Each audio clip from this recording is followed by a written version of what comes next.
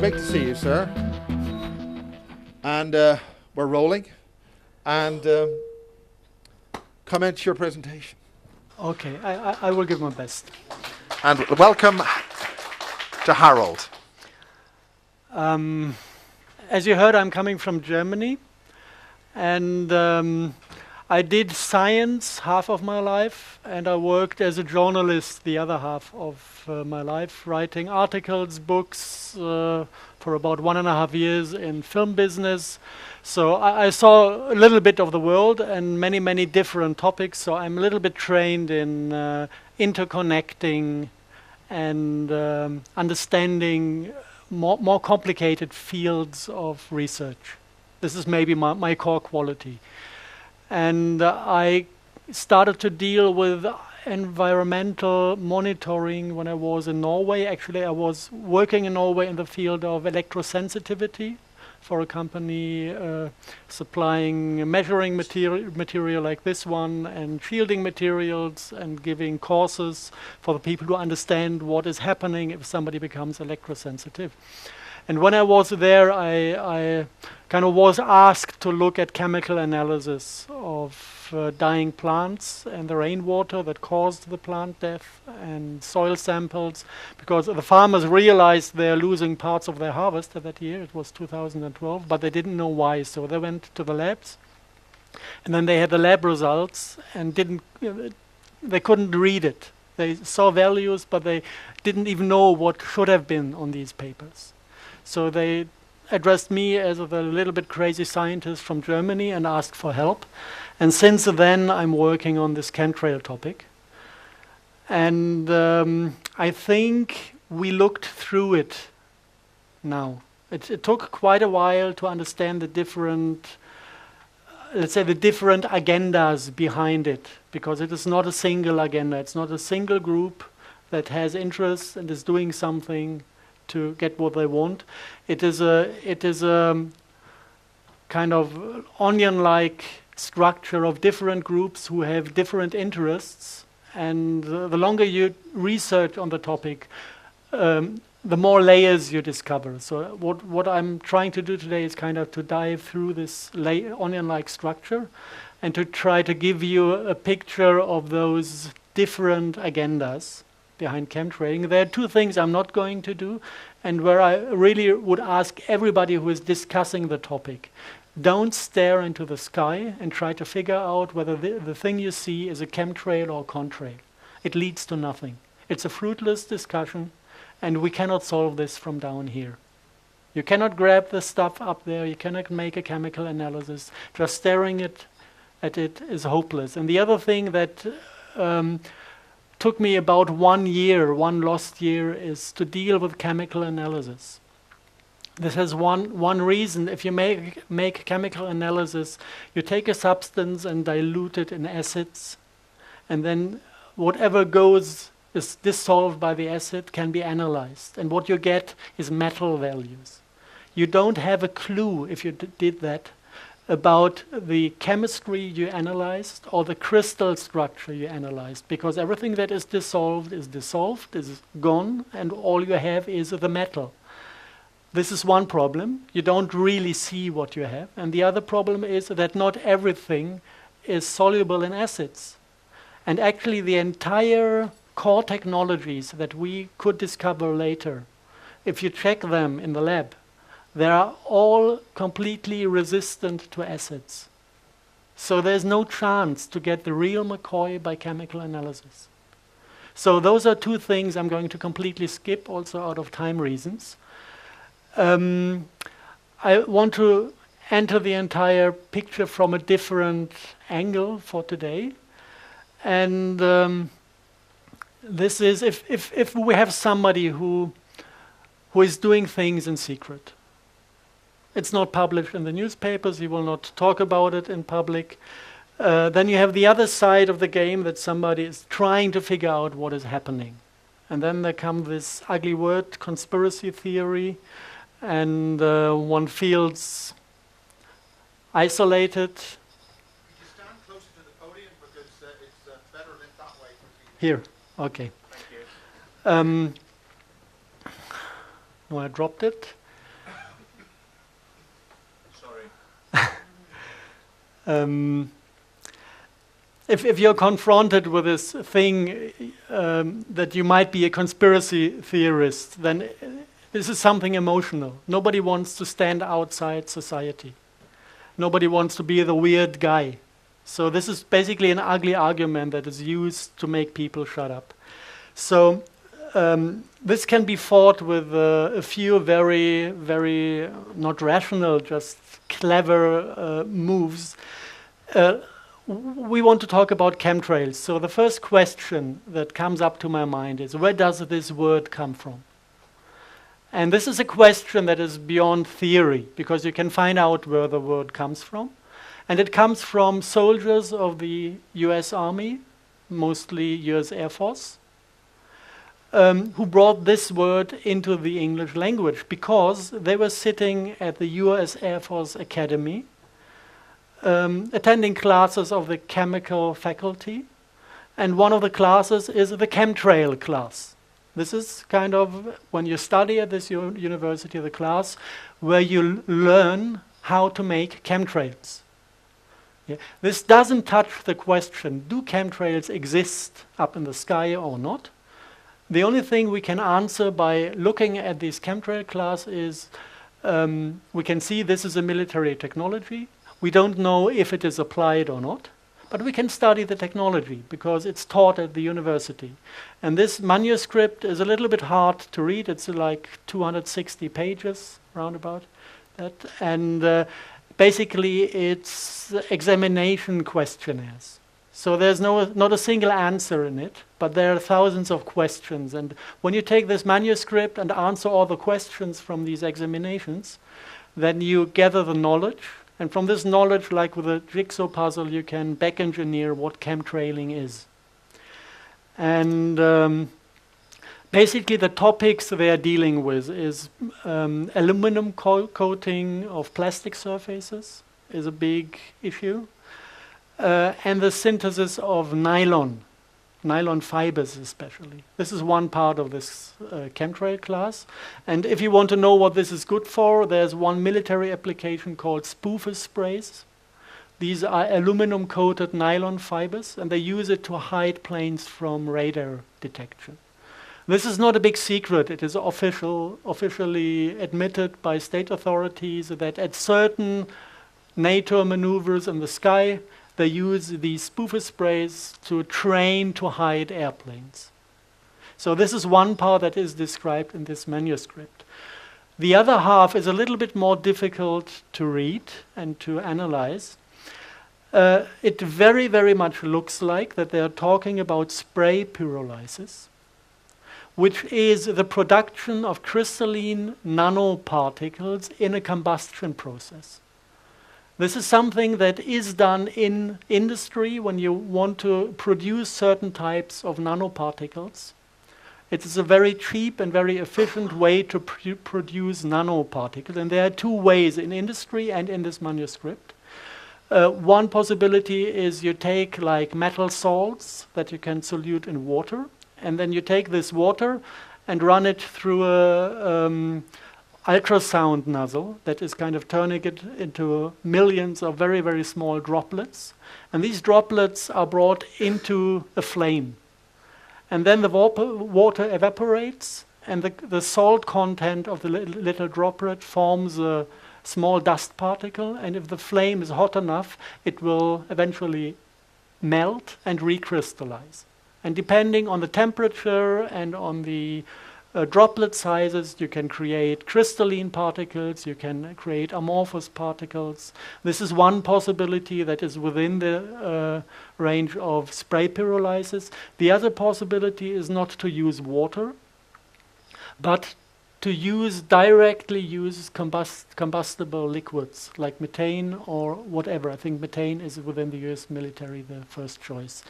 And then you don't even need a secondary ultrasound nozzle. You can use the ultrasound nozzles that create the vapor that is burned within a jet engine.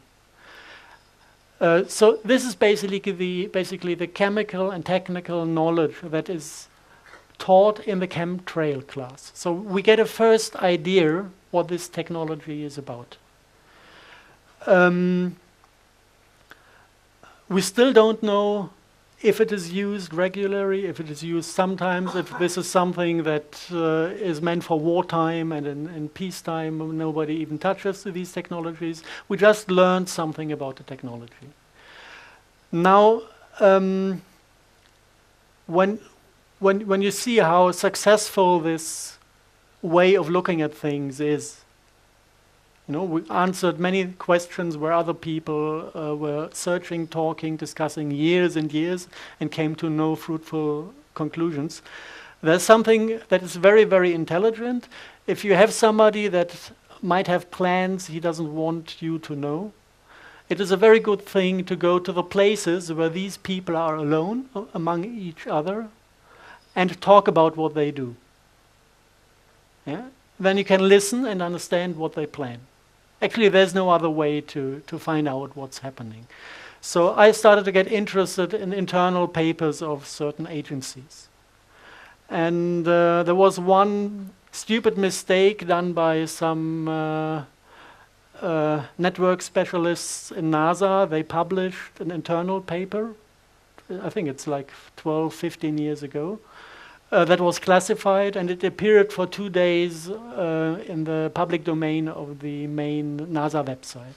And some people just by incident found it and copied the paper. And since then, actually this is public domain. It's brought out every now and then. It's discussed by people every now and then. It's not like a text that is giving a full description of what they are doing. Basically, it's just a PowerPoint that is displaying certain core terminologies. This is the paper in the original form, and the title is a little bit funny. It's Future Strategic Issues for Future Warfare. And they project this on the year 2025 as if they talk about future technologies. And then you have a very big, very small subtitle, The Future is Now. Now I'm a bit confused. Is it now or is it in 15, 20 years that this is going to be brought out? If you go into the entire thing, you find a number of irritating statements. This is kind of the second page, the little one on top. Bots, Borgs, and humans. Welcome to the future. Bots is short term for nanobots, nanorobots. Borgs is a term coming from Star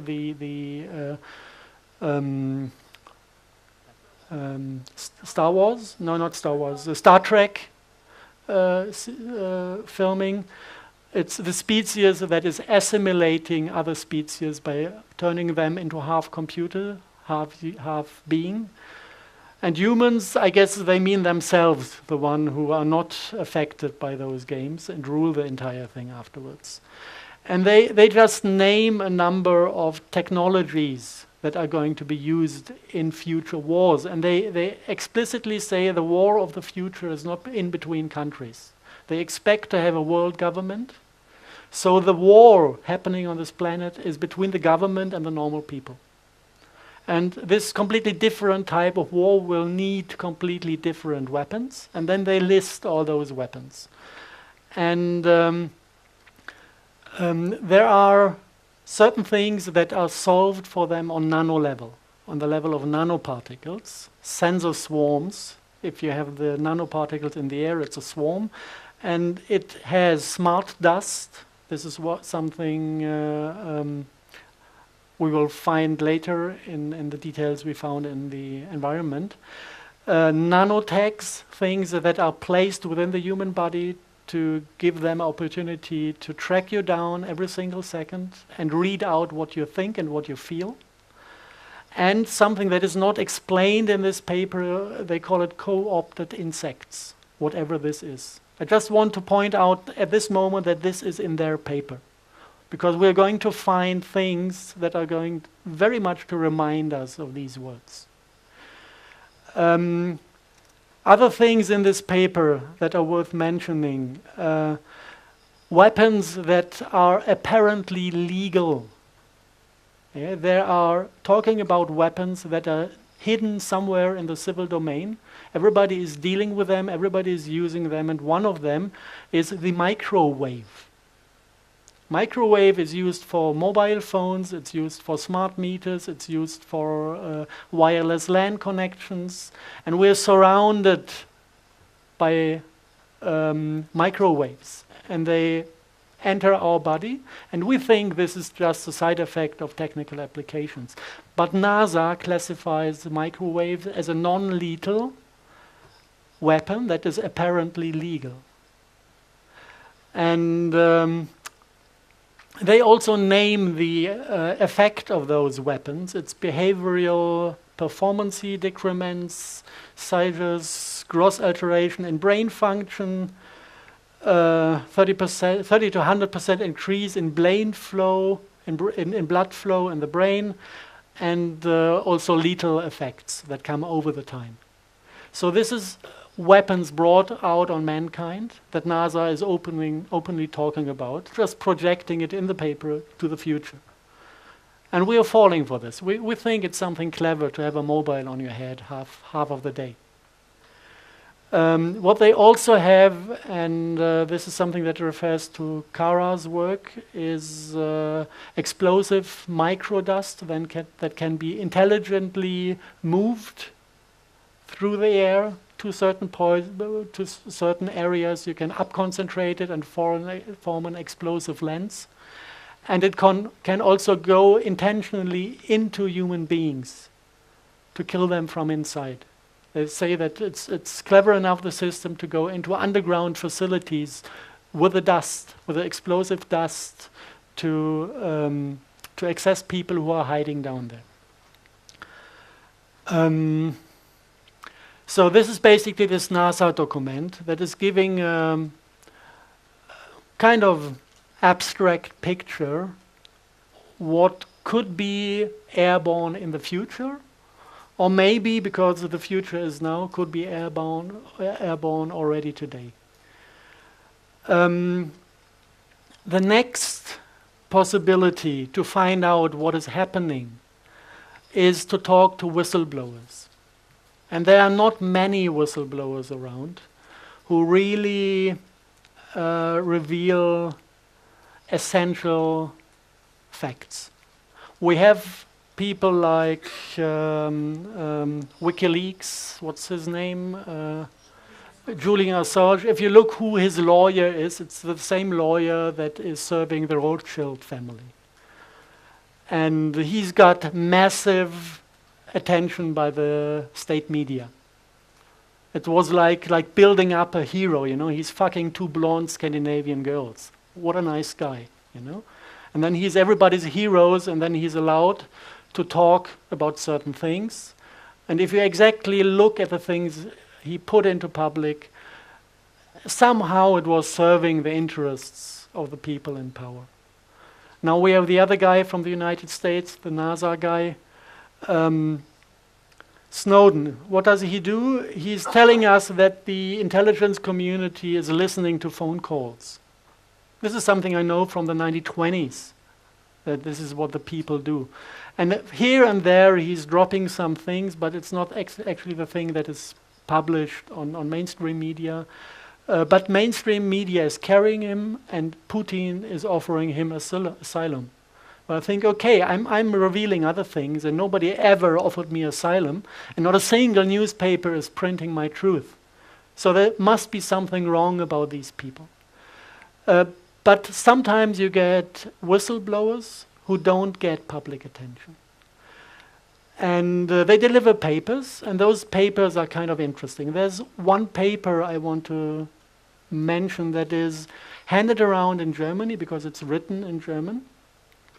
And the guy was the technical director of an institute that was working on smart dust. And he suffered from cancer, and he had a kind of, 3-4 months to live before the cancer would kill him. And he regretted the things he did during his life. He realized that the money he got for it was not really worth anything, and that the things he did were not really friendly, and he basically put part of the technical concept on paper, gave enough information to make it possible to prove that it exists. And what he described basically was based on, maybe this is something this is not for this audience, this is something that is going to the intelligence community that for sure is going to listen to this lecture as well. The name of the project is Rabe Neu in German. Translated, it would be Raven New, so that you know that we know what you do. And the guy revealed a few things about this project that even the people in the project do not know. And this is the message that is now going to the intelligence community, because you should know what is wrong about this project. So what he did, he's talking about genetic engineering. And before I would like to mention a few things that he mentioned, I would like to give you an overview about the possibilities in genetic engineering that are publicly known. Not to everybody, but it is public domain. So in genetic engineering, you can create DNA, which is the full genetic information that, like it is in the cell, and you can split this thing into half and have kind of half of the structure, only one side of it, the spiral, and this is RNA. And in genetic engineering, it is very clever to use RNA because it has the full functionality, but it doesn't spoil the next generation. So this is something they really like to work on, because you can manipulate without destroying and without risking the future. If you look at DNA and RNA, there are a number of different functions to it. One function is that these fragments of RNA, DNA produce light of certain qualities. This is connected, it's called optogenetics, the entire field of research. And it is the teaching about how the genetics produce biophotons and produce the light body of a being. This is kind of the blueprint that is controlling the building up of forms, the morphogenetic field that is giving us the structure we are. So this is all done by this DNA. And if you synthesize DNA, this is done by printing today. You write down the code you want to produce, and then this is going into a DNA or RNA printing machine. So you can define every single base pair of the structure and print it out. So what they do is, one of the fields is optogenetics, to invent and produce little fragments of RNA, DNA that produce light. The second thing is, and the second natural function of DNA is to produce substances. These parts of the DNA are producing RNA, the RNA is producing proteins, and the proteins start to build up the matter that the body is built out of. And also, like healing substances and poisons can be produced by cells. And this is one function embedded in a certain span of this DNA. So this is something they say, there's medicine, for example, artemisinin. It's very, very expensive to extract it from plants. So they just extract the little portion of the genetic information that is doing this substance and insert it into some microbes, and then they can create artemisinin in big amounts. This is medicine, how that works. So we have light-producing things and we have substance-producing things. And then there's a new field of research. They realized that the base pairs can be mounted into a chain in a way that functions like a computer, like a logical element. And this is if you visualize this, it's like the old method with telephones, when you were dialing with sound. Every base pair has a resonance frequency. It's somewhere in the terahertz range. And if you hit the right frequency, it is opening, like a light conducting unit. And if you have a chain of these base pairs that react on different frequencies, you need a sequence of sounds to open all the fragments to make the entire thing conductive. So it goes like do do do do do, and then the next part of the genetic thing is activated to either produce light or to produce poison. And this is something beautiful out of their view of the world, because if you bring this RNA or DNA into the human body, you can kind of take a radio signal and activate it from outside to produce any substance you want or to produce any light you want. Light is emotion, light is thought, light is everything. Everything we sense as experience of ourselves. And a substance can do everything with us. It can poison us slowly, it can kill us immediately. And this is controllable by radio frequencies without risking that it is triggered without anyone to want it being triggered. And the guy said, actually, we know that this is dangerous to bring this out, so that was in the papers, so we introduced deactivation code, like a line of sounds that is completely taking the system out, and so that it cannot be abused by other entities. This is what he said. And he said this is airborne since 2003 in Europe. And he said that the second war, the last war in Iraq, was only done to test the system. It was the only real reason for the war. This is what he wanted to tell us, or from my point of view, the important stuff. Then he said some things aside that I counted to be very, very important. I don't think he did. He said they spent half a year and $10 billion to optimize the cluster topology. And this is something that I guess says nothing to anyone here, but if you're into the topic, if it's like having a virus and you want to bring the virus into a human being to have him infected with this, cluster topology is of no interest. You need to think about cluster topologies if you want to have this RNA or DNA clusters carry intelligence, carry soul, carry an artificial life form. Then it makes sense. And if you picture this, we are infected with this RNA, and the RNA is forming a cluster of 1 millimeter distances around us. And a cluster like this is able to carry a computer program or an artificial, non-physical structure or being. This structure can hoover through the field, but it also can hoover into us. And this structure knows how to access the light production, and it knows how to access the production of poisons. And it also carries intelligence in itself and has the ability to make decisions.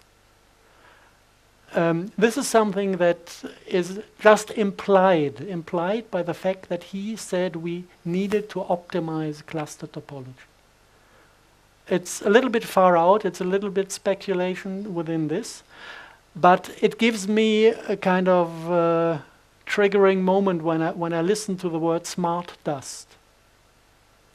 Yeah? I get the feeling that this somehow is related to this capability of these optimized cluster topology to carry intelligence and to make its own decisions, if you want so. So this basically is just by looking at the spots where these people are among themselves and listening to some people who spoke out before they died. And the thing now I want to mention, this is the address to the intelligence community. I'm hardcore scientist, but I really appreciate the possibilities that lie in the spiritual world. And I had so many open questions to this whistleblower that I decided to attend a lady that can talk to people who are dead. And I didn't inform her at all about the topic or about the questions I had. I just asked her, can you see if the soul is willing to appear in a session? And he immediately was there, and he immediately started to talk to her. She didn't even know about the topic. She didn't know my questions. I just told her I would like to have that guy in front of me. And he immediately started to talk through her, and he said, this is alien technology. It is not human technology. And we have been fooled. There is no deactivation code. It doesn't exist. It's just a big scam that they kind of offered to us to let us think that we could control the system. But this is alien technology, and it is not controllable anymore through us. And this is the thing I would like the intelligence community to know. That they're sitting on a big scam, and they are not controlling the system. They believe they do, but they are not. Okay. This to the whistleblowing. And now we come to the things that we really, really, really can see in the lab. And if you go one step back to the chemical analysis, the elements you find. On one hand, you have this type of fingerprint. You find barium, strontium, titanium, and aluminum. Wherever plants die, these are the metals that can be found in, let's say, a slight overdose, more than nature should have in it. If you now check toxicology, it's not even close to the amount of heavy metals nature can take without suffering. If you look back at acid rain times, 1,000 times more heavy metals were soluted within the soil, entering the plant system. If you look back at industrial revolution, where we didn't have filters burning coal like hell, you know, the times when London was buried under heavy smoke, we had much more, 1,000 times more heavy metals in the system than today, and nothing serious happened.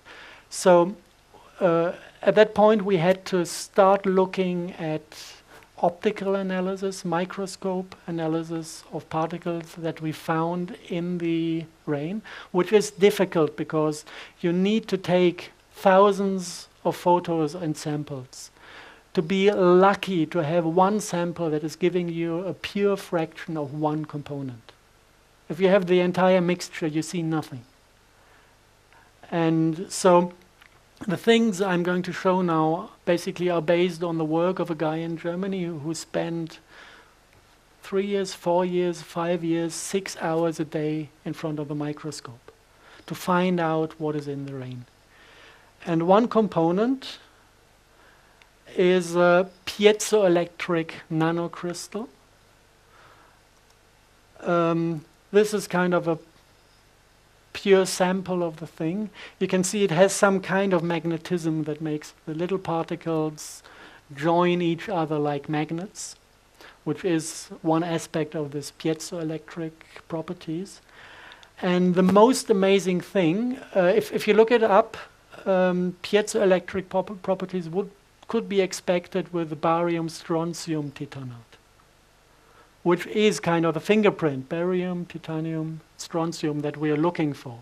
There's no aluminum in it, but 3 of the elements are contained in this piezoelectric crystal, and we can see that this is a extreme interesting crystal because this is now a raindrop dried on a piece of glass, put under the microscope, and when you remove the top layer and then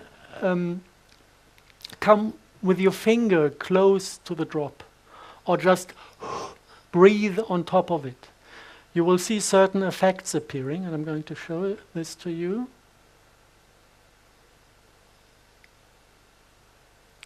This is just a slight change in air temperature and infrared radiation from a human body.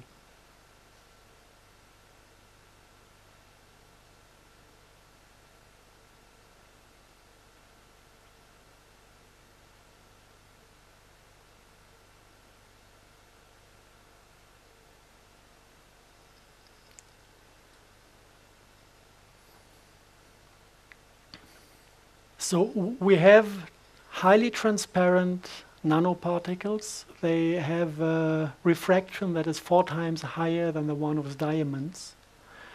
That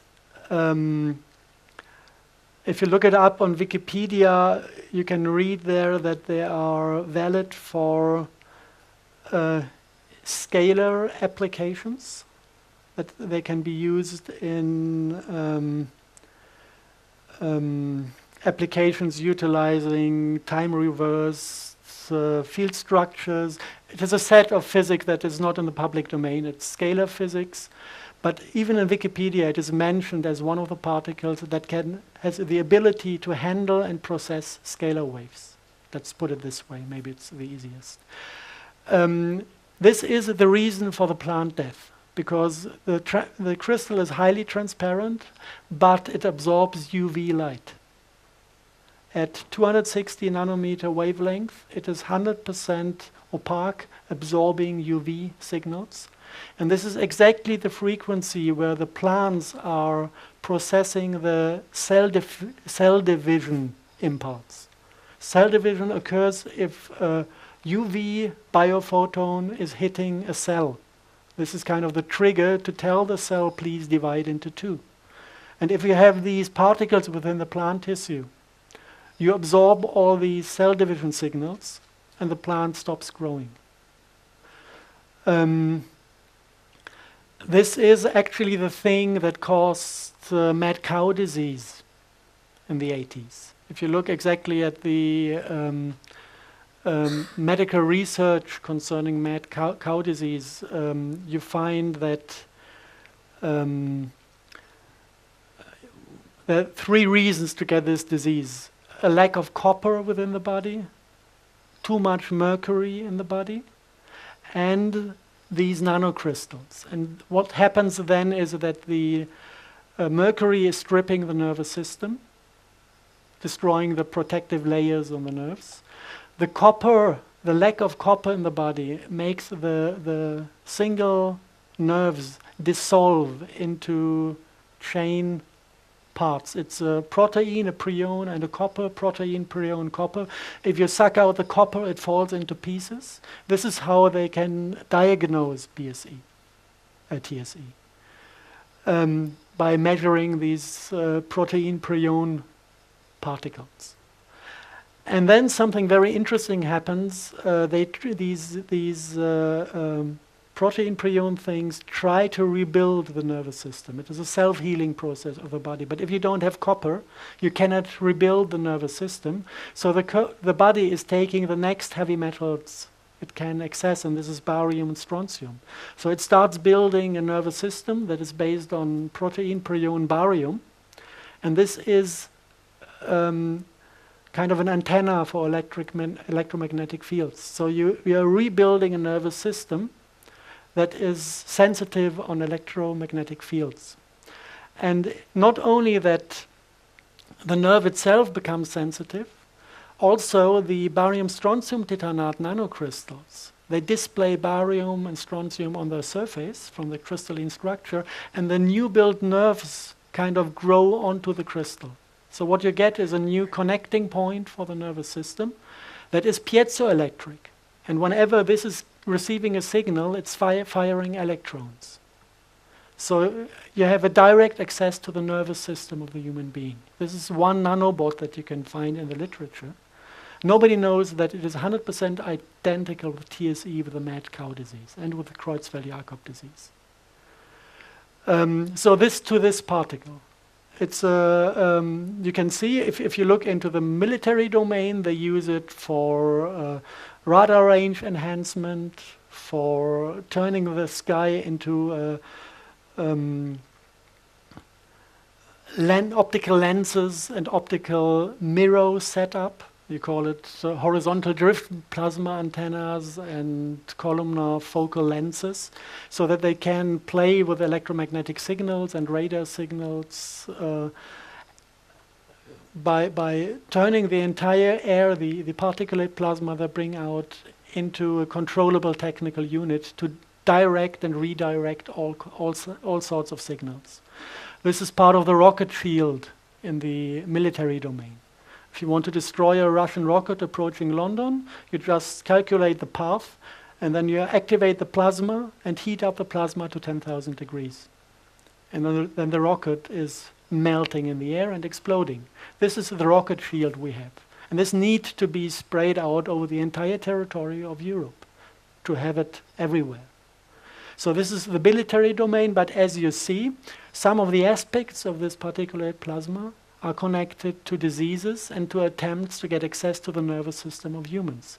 So this is the second agenda that appears on the monitor, which is not about military technology, but already about controlling the civil population of countries by accessing their nervous system to introduce signals.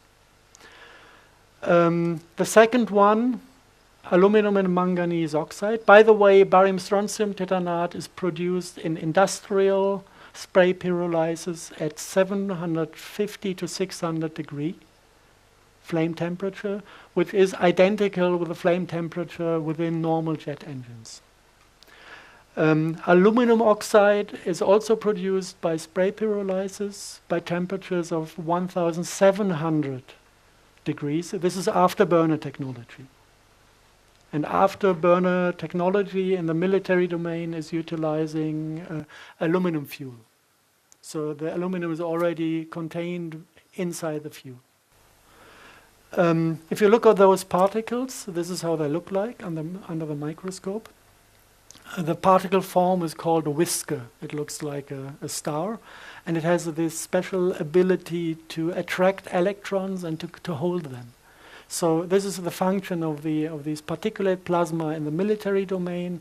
The barium strontium titanate can be activated to spit out electrons, and the aluminum oxide is carrying them for a long time. Just to show that this is what we have on daily basis in the environmental monitoring, both those two nanocrystals. This is also connected to a medical problem, especially if it is the low temperature form. Then you don't use aluminum, you use manganese, create manganese oxide. This is causing symptoms that are 100% identical with the influenza virus.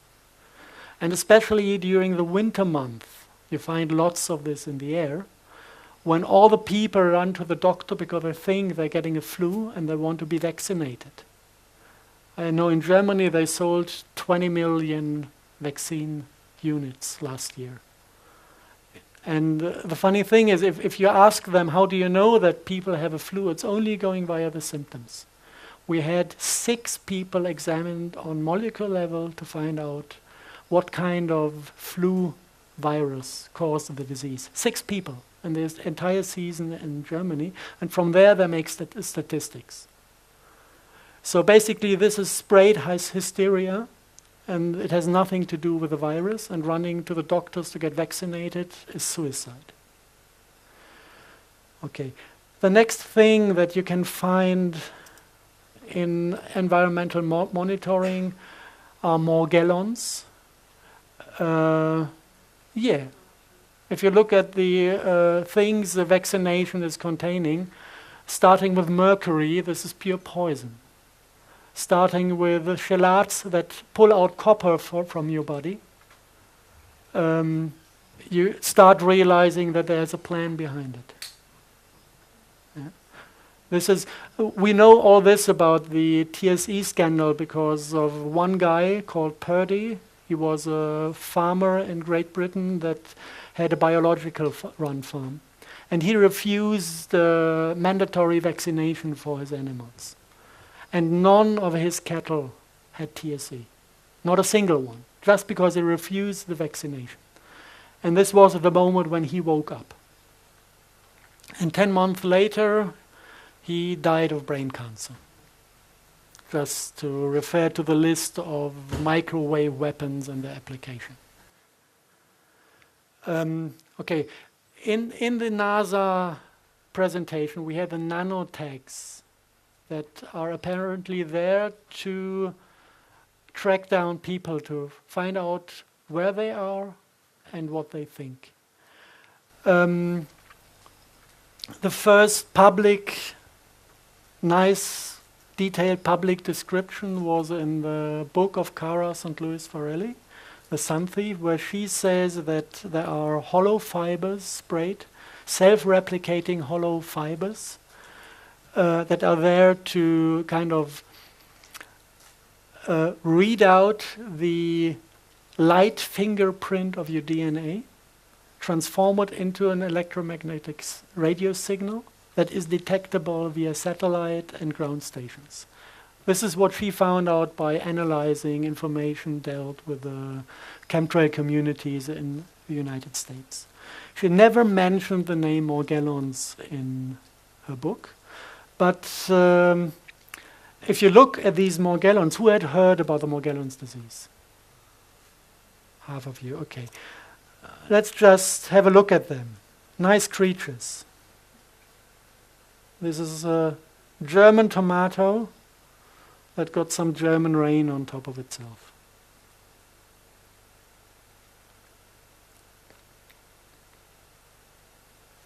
Is that real time? This is real time, yes.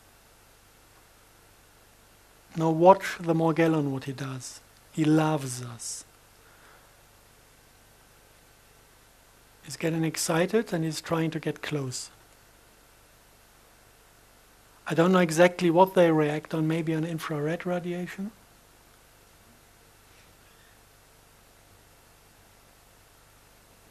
So these are basically, it's mycelium of a certain type of fungus. And this fungus is, first, if you want to look at it, it's airborne. It's not a single fiber here and there. It is glowing under UV light. So if you take a UV lamp at night, you can see those fibers airborne. And there are billions of them. Not every night, but every now and then. You can see them fly around. And these fibers, this fungus is infecting the human body. And with 95% or 99% of the people, nothing special happens. They're just embedded somewhere, and your biology is keeping the fungus population low in your body. They just function as a plasmonic antenna to send out a signal, but you don't get sick from it. You don't get ill. No visible symptoms. So we would guess 100% of the population in Europe is infected. It's not a big deal. It's not dangerous, as long as the body can handle these things. Some of the people cannot handle it. And then the mycelium is starting to grow within the body and starting to multiply. And at a certain point, they are extracted via the skin. And you can see that they have this ability to collect colors. You have blue Morgellons and you have red Morgellons. And nobody knows where these colors come from because they are of technical origin. It's not a natural substance. So you can see them when the skin is opening. You can see them under the microscope if you make a blood analysis. You can see that the blood is infected. And you can let them grow artificially in a petri dish. And if you look at them, you see they're a little bit more complex than a simple fungus. They have kind of organs inside. They have little red stem cells of an unknown species that are self-replicating as well. And apparently they produce other structure. This looks like a sporing body. It's like the unit where the mycelium at a certain point is forming a mushroom, a fruiting body. And then from the fruiting body you would expect the spores for the next generation, if this is a mushroom, if this is a fungus. So this seems to be the containment for the spores, because if you put this into the petri dish, you can see the next generation growing. And other things you find, now it's getting fringe, it's really getting fringe, is fragments of insect skin being extracted from a Morgellon victim. So something makes these, something from this disease is making insect parts or insects grow within the human body. Did I say co-opted insects when we had this NASA paper? We're getting there. To understand what this is all about, at first sight this is a disease that should be cured. We worked on finding a remedy to cure Morgellons disease. It's easy. You don't even need to fight the Morgellons. You just need to re-establish a healthy environment within the human body. Take out the acids, take out the heavy metals, cure the function of the liver that is irritated by mercury and that is irritated by a disturbed candida environment. This is due to antibiotics. So this goes, in the medical domain, this goes back to vaccinations, to antibiotics, which is completely disturbing our system. And at the end of the line, the Morgellon is kind of trying to save us from all the poisons that are within us. Save us from the acids, save us from the heavy metals by containing them. This is why the body allows them to grow. So this is actually not a disease that is infecting us with bad intentions. Everybody's infected, but the one who has too much heavy metals in the system will show symptoms because he will love these fungus to replicate and suck in all these heavy metals. Now, if you want to understand the agenda behind, there was a brave lady at Harvard University that made the chemical analysis of these fibers in the nanolab. And she threw out just a number of chemical formulas. I'm not going to name them. And she also analyzed the single color particles that she found in the air, also the color airborne, that then at a certain point is entering the mycelium after it replicated within the human body.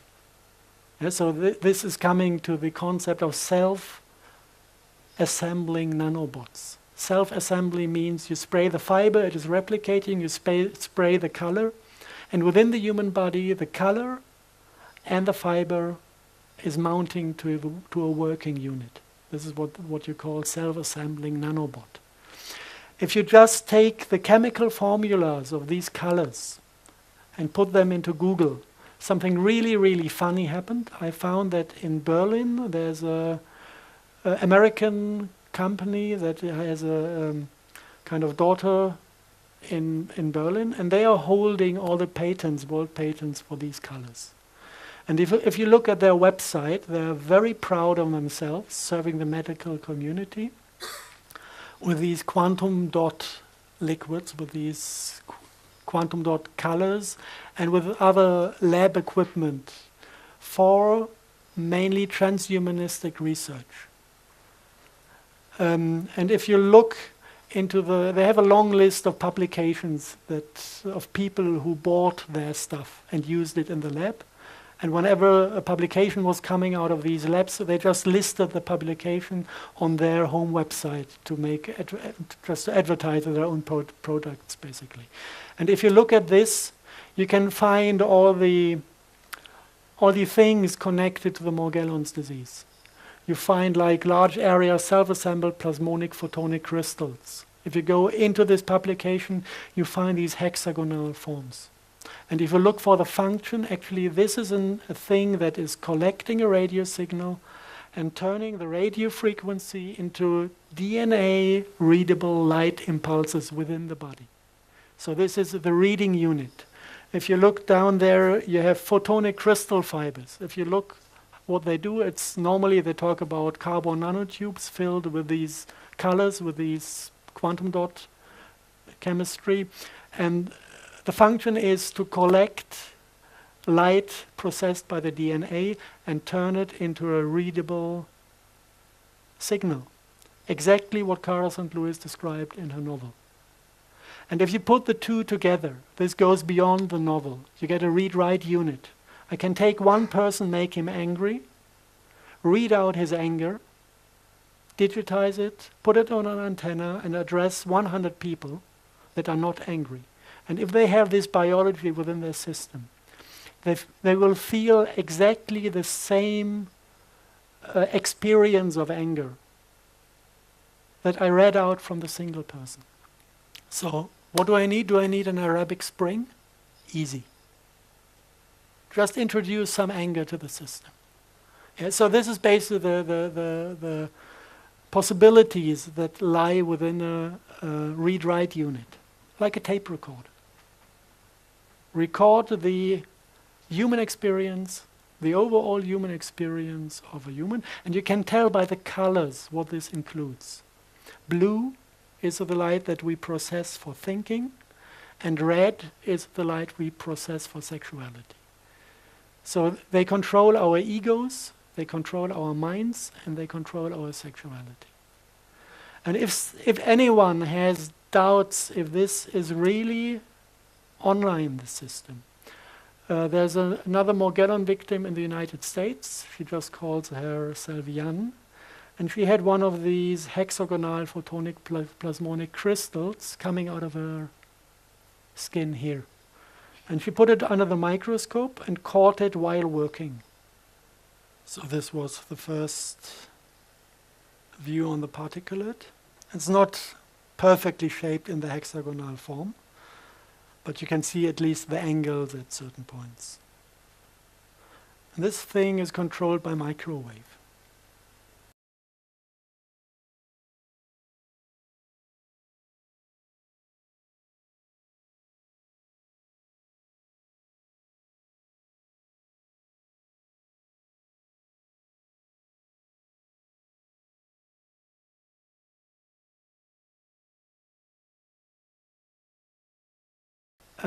Now there are a few more aspects of this Morgellon disease that are a little bit strange.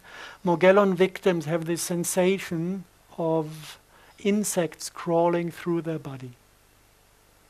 It's sometimes the disease is called delusional parasitosis. And the doctors say this is pure madness, and normally what they give is psychopharmaca. I guess to get the people quiet. But this is an experience all of them share. And one thing that is irritating me, you have these little red stem cells. And if you look at the family of the Morgellon fungus, he's a close relative to certain myco-insecticides. And they have also this property. They are trained to kill insects. It's for agro-business. So what they do, they attack, let's say, a fly. They eat the fly from inside, and then they assimilate the DNA of the fly and form the fruiting body in form of the fly, and make the eyes of the fly, or the artificial fly, of the pseudomorphic fly, glow with exactly this type of artificial light created by a fungus. And this is attracting other flies to get infected with this fungus. So this is something this family loves to do. Now, I would expect this family, if it attacks humans, to extract human DNA and to form fruiting bodies in the form of a human embryo, because this is within the biology of this fungus family. But it is bringing in red stem cells. And the morphogenesis of the fruiting body is pretty close to a human embryo. But there are certain differences and there are certain properties of this form that are not human. And especially one thing is these embryo-shaped things. They don't have legs, but they end like this at the end, more like a, let's say like an insect, and they have only one eye in the middle of the head. And this eye is insect type, and this eye is glowing, and on top of the eye, on these insect-shaped things, you have these hexagonal structures that carry the spores. And so the question is, what type of species is carried by the morphogenesis of these pseudomorphic mushrooms, because it is not human. And the question is there a connection between the species and the thing that the Morgellon victims experience within themselves as crawling insects?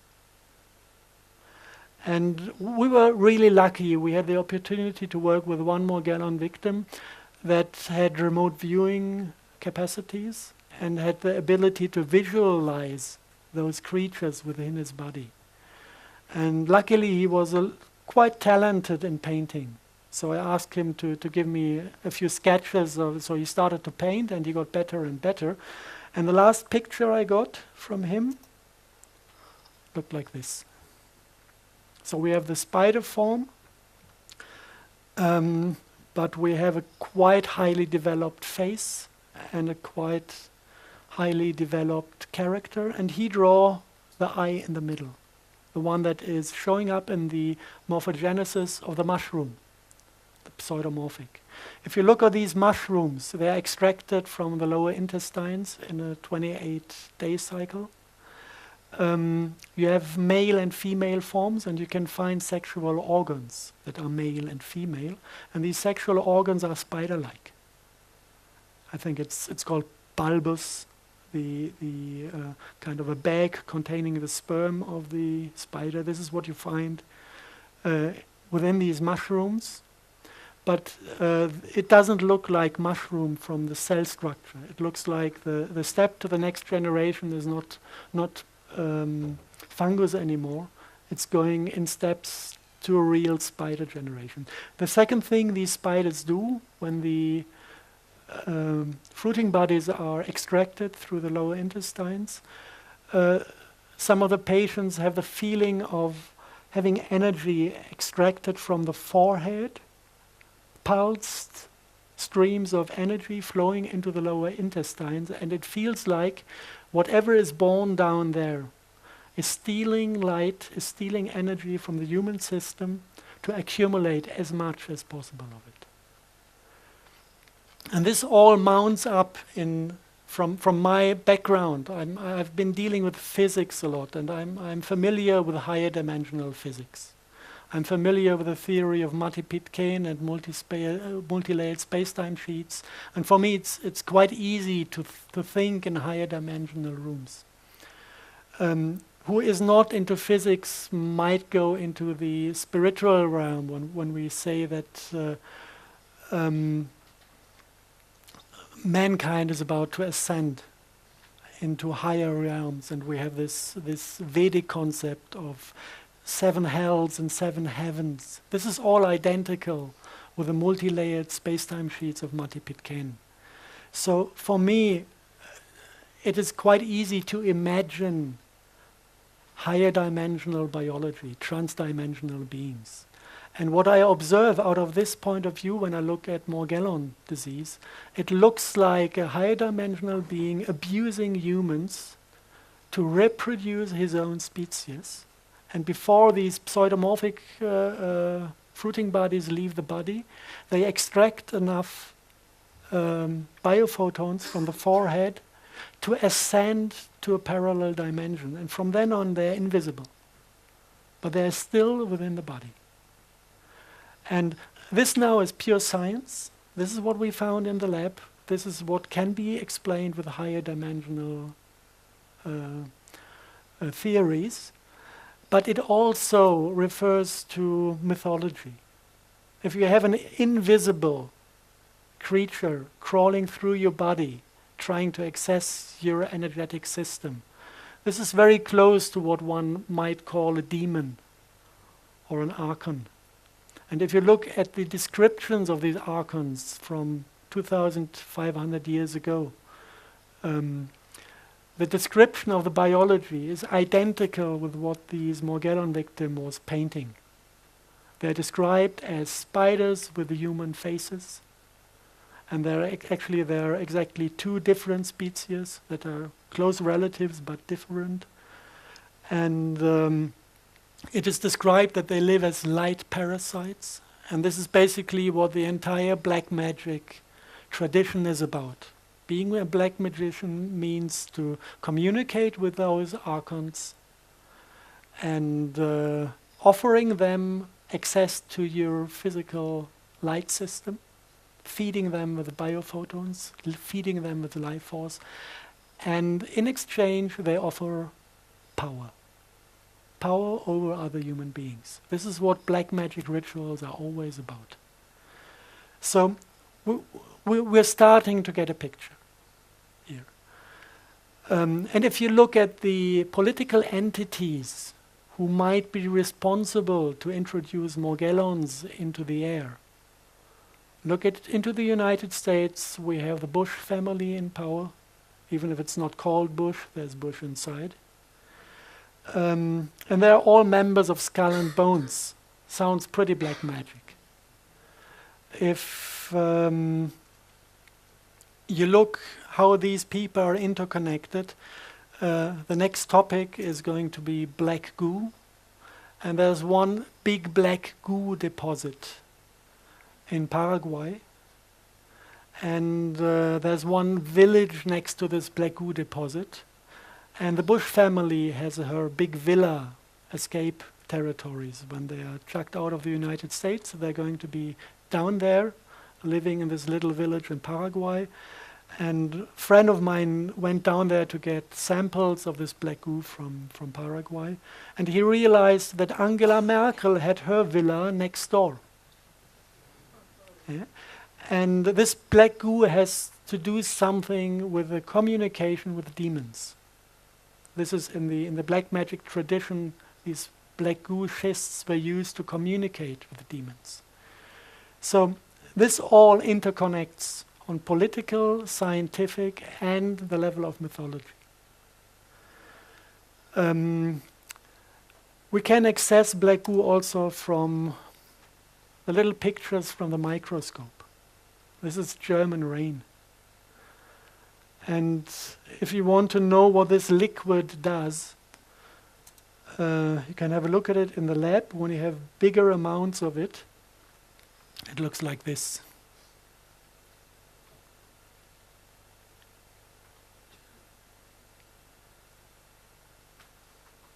It's a liquid crystal. This liquid is self-organizing physically. And this, at the moment, is sleeping. It's not aware of being observed, it's quiet. Sometimes when it doesn't like to be observed, it might jump out of the pot straight into your face. If you have two of those in one room, get them 5 meters close to each other, they stare at each other, then they decide that they want to be united. And then they start to pull. It's like magnetism, but it's intelligent. And when they realize that you hold them within the vessel and they cannot escape, they get angry and start to shake the vessel and try to break through the wall. Because they know once they are through, they can flow over the ground and unite to a bigger unit. This is something you can just observe in the lab. And especially this liquid was extracted from those black stones. This is World War II leftovers. We found them in an underground facility in Bavaria, 1/2 ton of it. So we can imagine that the SS processed quite a bit of this. And I guess that the guys found also the technology to extract the oil from it. Must have been there in written form because they did it in the lab successfully. If you look at those stones, you have a brief history of things reported out of former times. You have, if you look at H.P. Lovecraft, the descriptions of the black magic communities in Eastern Europe, they had kind of sculptures out of this black oil schist. And once a year they went there slaughtering little babies to get the demons out of the stone, sacrificing little children to communicate and get the service from the demons. This is one thing mentioned. If you go back in history, you find them in the Kaaba in Mecca, the same form of phallus-shaped structure that is described in Vedic script as Shiva's lingam, that is described in this Lovecraft script. A fragment of it is part of a central part of the Kaaba in Mecca, and every Muslim in the world is asked to go there once in his life and to kiss this stone. If you go back, you find them on Turkish and Roman, Greek and Turkish coins. You see them left and right of the tree of life in the paradise garden. So getting in contact with this black goo is what caused the deterioration of paradise.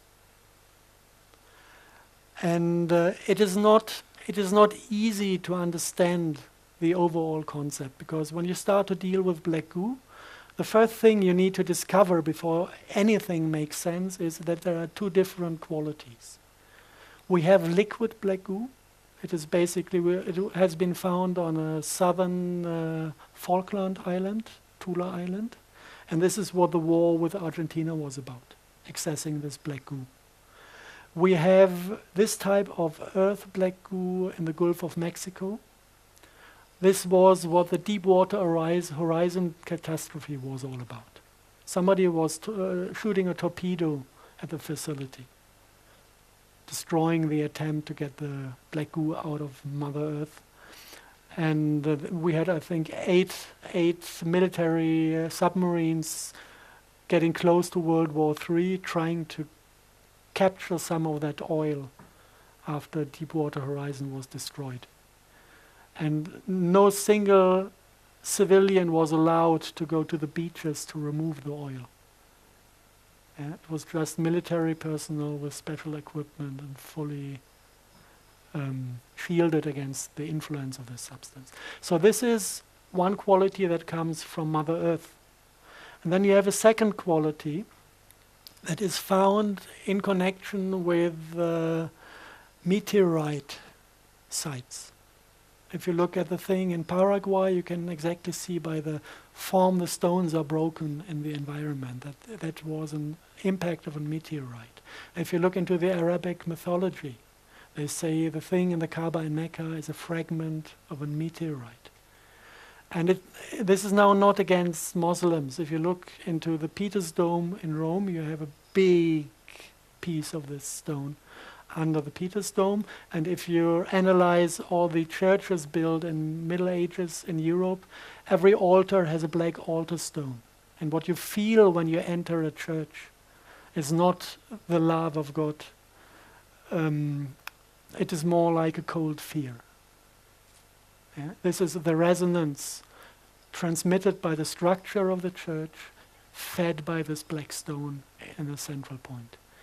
Now, what we need to realize is that there are two qualities. One quality is coming from inner earth, and one quality is coming from outer space. And they feel completely different. The Falkland black goo is called sentient oil because it has full empathy. If you're getting close to this oil, you're coming in a state of mind that is full of love and empathy. If you come into the vicinity of the meteorite black goo, your heart chakra dwindles to nothing, and you become an empathy-free asshole. After my first contact with the stones, I was this close from killing the hotel director, because she complained that I took a shower, although I had to sleep outside. They didn't have any rooms left, so I slept in the car, was dead frozen in the morning, and took a shower in a room of a friend who had the last room that was available. And she just complained that I took a shower without asking for permission. I was really close to killing her. This is what these stones do with people as long as they're unconscious. Now we need to understand, the second thing we need to understand is what is the function of the black goo. And to understand the function, you look at the chemistry. It is a mineral oil dotted with high amounts of alchemistic gold and iridium, which is precious metals in the M state, which is, it's not really explored. Some people say it's a type of antimatter that is far enough out of our reality to avoid a collision between matter and antimatter.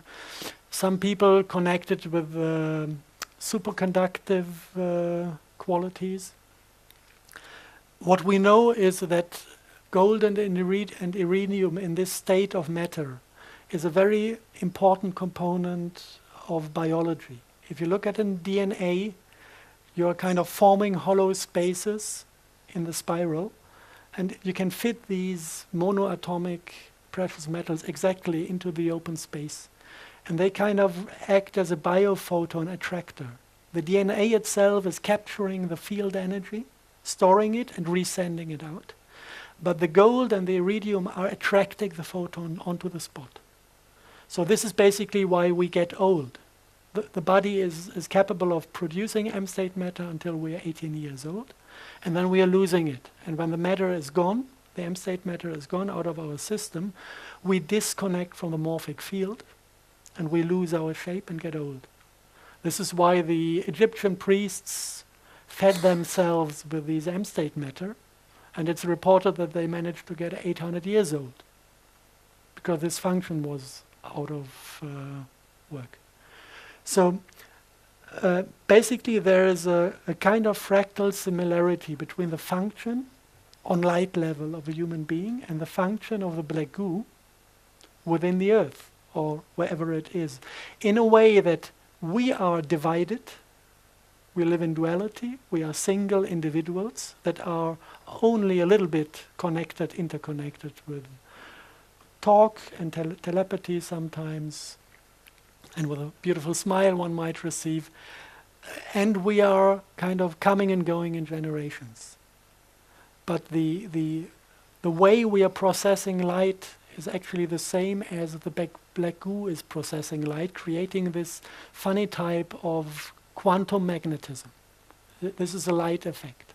So I came to the, let's call it a theory, because I cannot prove it, that basically life is first created within a planet when water and CO2 is forming this type of black goo oil in transmutation processes. We had this process in the lab. We can replicate it.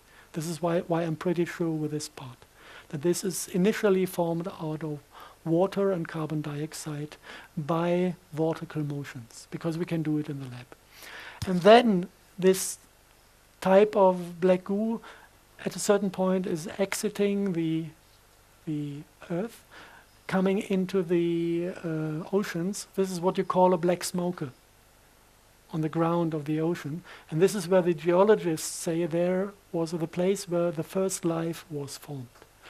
Because of the repetitive light patterns start to modify with this oil. And the first simple life forms can be built that develop generations and individuals. Like a mass of oil can divide into 2 drops. This is a process of individualization. But the thing is that the light process is happening on a scalar level. So it doesn't distance does not matter. We can penetrate matter without interacting. So what this created, this is my theory, is that basically the entire biology on top, in the biosphere, on top of the planet, is interconnected with the black goo of the planet in a kind of mirror function. Everything we think, everything we feel, everything that is processed within the light body of a human is sent down there, and we have a holofractal, immortal being in the center of the earth that knows everything one can know, remembers everything that ever happened. And this might be the thing that is called the Akasha Chronicle. And this is what is giving the entire biosphere instinct. And the people who interact with this entity, they say it is a motherly creature. She has all aspects of a motherly creature. I observed this many times because when you start dealing with a black goo, you need either to commit suicide or to connect with her. So we have many people who have a straight connection to this being within the planet. And it's funny how she sometimes reacts, like when somebody has the first contact with her, completely excited, she says, "What do you want?" And then the guy says, "Oh, I wanted to see, I wanted to meet. What do you want?" And then he doesn't know what, he has no question and no target. And she says, "Sorry, I'm busy. Come back when you want, when you know what you want from me." This is her. She's loving, but she's very straight. And now, theory. We try to get the point when these alien black goo arrived on the planet. And it is very likely that we can put the date at 80,000 BC, connected to the destruction of the Lemurian continent. This is a soft source, I would say.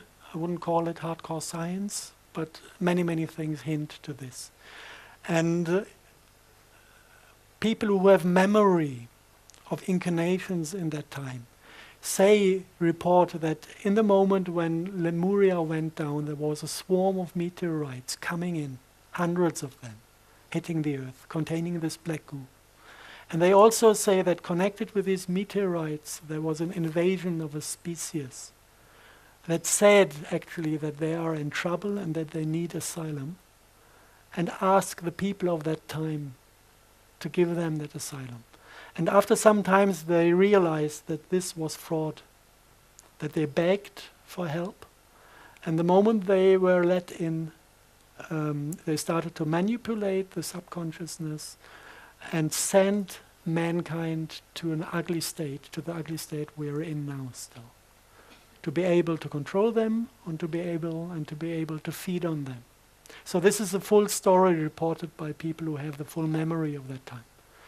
Take it as whatever it is. Some people believe in reincarnation, some people have memory of former lives. I find it interesting that people who claim to have memory of former lives are able to give me precise information on topics I do research. So this is what is giving me the trust to listen to these people. And now, another thing that becomes interesting when you look at the different types of the black goo, I titled as binary versus trinary life. The sensation of the black goo forms is different. One is full of empathy, you have a heart in there, and one is cold and empathy-free. If you look at the scalar fields that are forming, how to say from which corner to take it first. If you look at the Vedic medicine, you have all these mandalas showing the symmetries within the chakras. This is about angular relationships. You can have squares, can have a 6 structure, a 12 structure.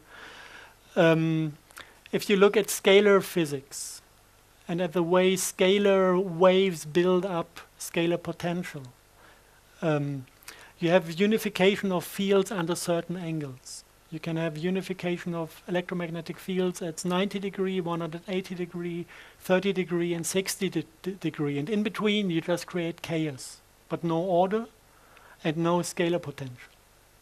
So we have these angular things out of hardcore science as well.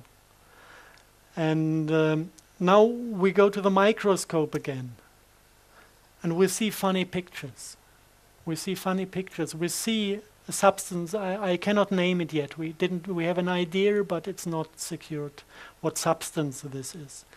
But if you look at it, what it does, we see a Morgellon fiber, and we see nanoparticles of this special type. And when you come with your finger close to the Morgellon fiber, all the bioenergy emitted by your finger is reconverted into a rectangular shape. This looks like there's a fight in between two systems of bioenergy. One is in rectangular and opposite geometry, whilst our biology is in the 30-60 degree system. And now if you look at the smart dust concept, if you look at the question, how does military people charge smart dust with scalar potential? They always use two antenna setups with the opposite wave to get the scalar energy into the fields. This is kind of the rectangular 180-degree concept. And I know several people who are in opposition to these military and intelligence community concepts, and who thought about interfering and destroying their technology, if there are possibilities. And then we had a kind of warning: don't even try to do it from down here. It's impossible, because you have sensor swarms. I know this is also a word from the NASA manuscript. It came out of the mouth of a clairvoyant in Germany, sensor swarms, without him knowing what he's talking about.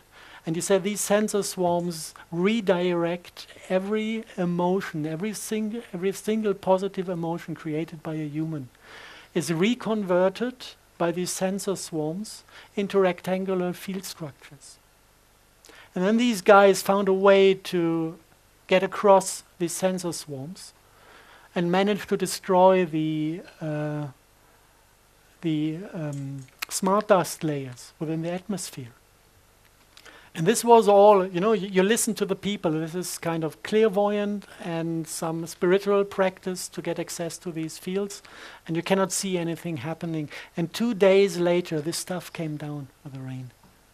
So apparently they managed to destroy the sensor swarms and got access to the fields. And then I went into the meditative state of mind, and because I wanted to see if it feels different. And from that day on, if you kind of send your sensors into the sky, you could feel love up there again. Because you had these field structures, these angles that are corresponding with your heart chakra. So there are many, many things kind of that point to the thing that we have a little war between two different concepts of biology.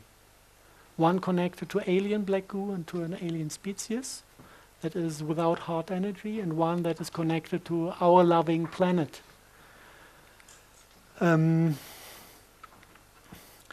So I will try now to get the big picture of this smart dust concept. Also with displaying the different agendas behind. If you want to have something working, it is cybernetics. If you want to have something working, you need a source and a sink, like with a battery. You need a plus and a minus, and then you get action. So in this field in the sky, you need a source, and this is basically the HARP technology. This is what is emitting the big amounts of microwave energy into the skies. And you have different antenna systems that operate on different frequencies. I know the things called weather radar. They're working on very, very core frequencies triggering certain capacities of water. And they are also part of the scalar wave patterns you can observe in the sky.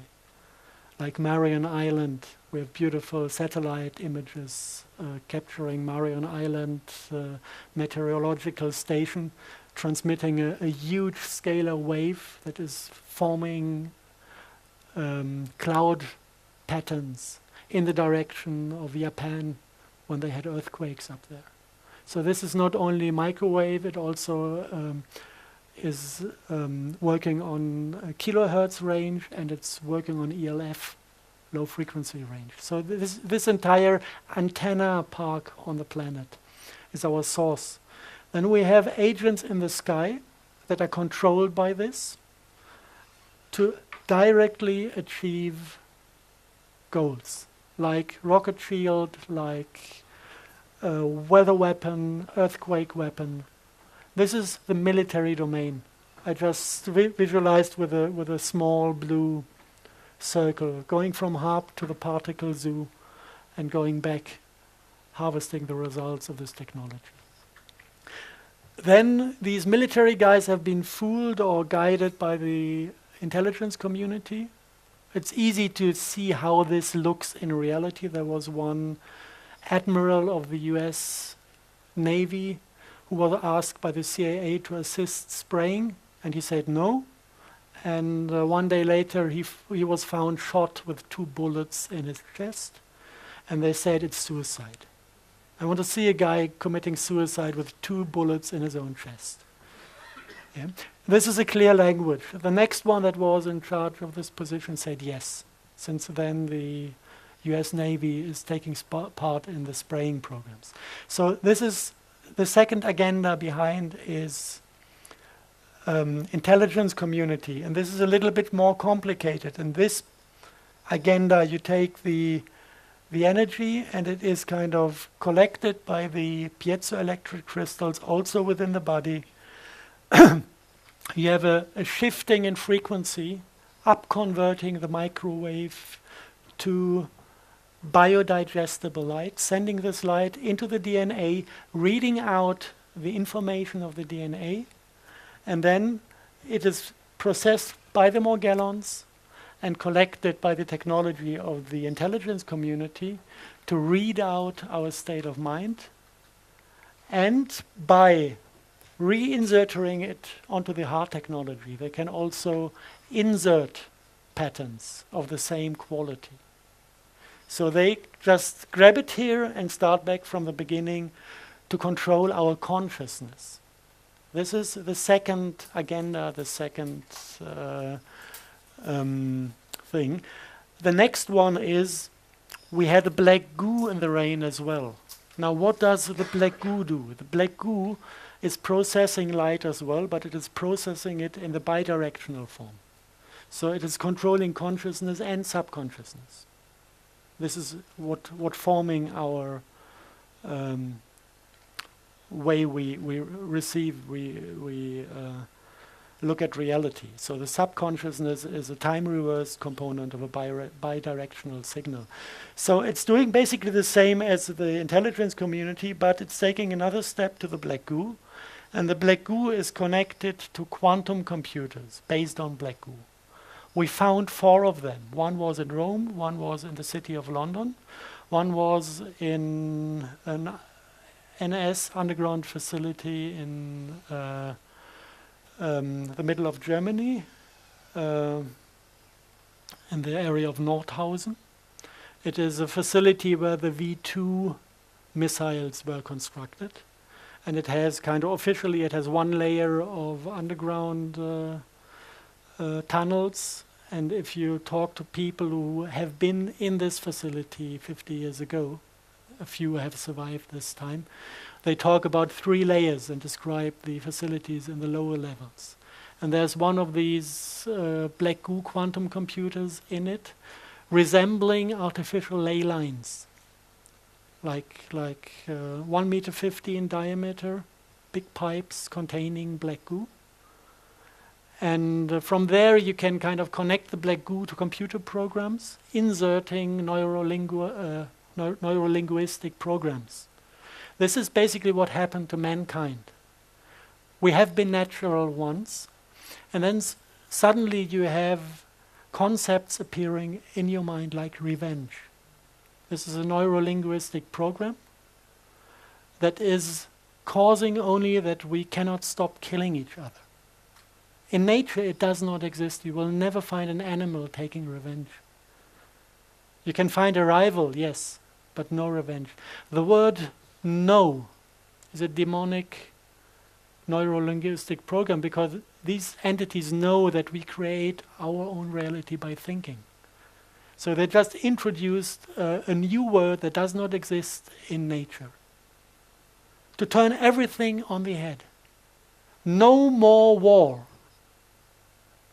And the quantum physics is only reading more war. And it is manifesting more war. So all these neurolinguistic programs are inserted in certain computers, processing black goo. And there was one in Rome, one in Germany, one in the city of London, and one somewhere between Washington, D.C. and New York. And in the center of the entire thing, this is now the demonic agenda. In the center of the entire thing, we have a controlling unit, and this is this synthetic RNA that is sprayed. That is pure artificial intelligence. And if you look into the ancient scripts describing the demons, they say that actually they don't have individuality, that they have something within their species that is ruling them as like a central computer. And if you look at this, you can again, this is not proven, but it makes a story. You can imagine this species starting to travel space, maybe leaving the women behind, and thinking about, with all their knowledge they had gathered, about a way to manipulate. First, they knew they had to take their collective subconsciousness with them to survive as a species. This is why they took black goo onto the journey. And the second thing is that they found possibilities to manipulate the black goo and to adopt the subconsciousness to the needs of space traveling. And this is where they stole the heart chakra. They removed the heart chakra from their biology and the other, just to function in a technical environment. And then an accident happened. The accident was that this program that they introduced into the subconsciousness took over control. And this is what is happening with transhumanism. This is exactly the trap that is. We are inspired by them to enter the same trap.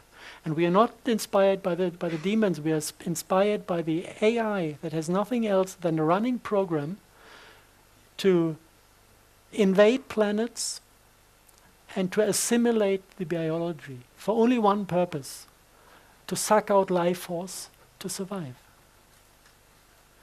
And if you look at this from above, it's a really beautiful structure. I know it's about ugly stuff, but it's a beautiful structure because when you look at the entire thing and you try to find solutions to it, you realize actually that everybody who is involved on the different agendas, on the different levels, is doing the same mistake. It is the Luciferic game.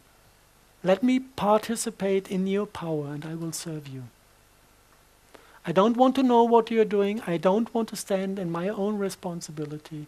Just let me participate from your power and I will serve. This is the Luciferic deal everybody is doing. And we are doing this by going to vote a government that is taking care of all the pipes we are connected to. But we let go of our responsibility and we let them do. They're giving control to the military domain. The military domain is giving control, same game, to the intelligence community. The intelligence community is giving control to the black magicians. The black magicians are giving control to the demons. And the demons lost control to their AI. And if we all understand the game, we can just say, hey, stupid game, let's let go of it. And we can stop playing these thing that basically is nothing else than being afraid of self-responsibility. And I think we are at the point in history where every single individual should master that, to regain self-responsibility. And then we will not need a government. It's not about changing the government. Because the entire concept of governments, having somebody to control, is demonic. It's not about replacing people. It will never work. We need to replace the game.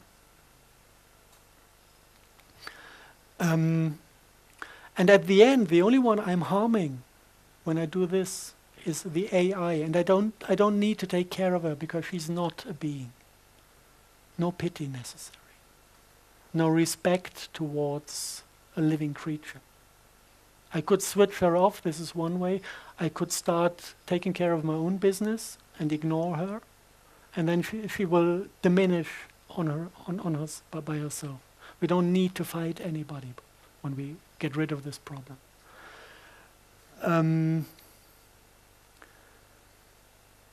Yeah, that's basically it.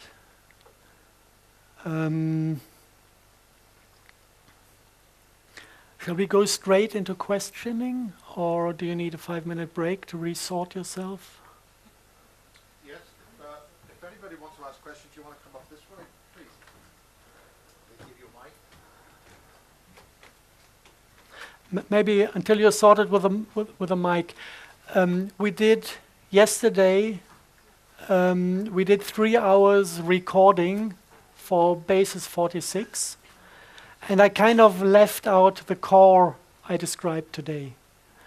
But I went into the single aspects that are connected to it. We had 1 hour about scalar physics to really, really understand what this is about, how this 4-dimensional physics work, and how 4-dimensional biology can exist in it. We went into this topic of regaining self-responsibility. This is the 3rd part. And we went a little bit deeper into the Morgellons disease and the black goose story. Because now it's 1.5 hours, and normally I take 6 hours for the full lecture. I do seminars normally. 6 hours is enough to transport everything I would like to say. So we have 1.5 now, and the other 3 hours are in the basis interviews. You will have online in a few weeks. So whoever wants to go deeper into the public, into the topic, can get the other 3 hours on the internet.